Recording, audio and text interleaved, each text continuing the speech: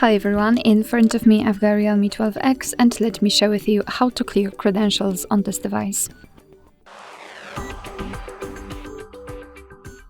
So let's start with opening the settings, and here we have to scroll down to find the security and privacy.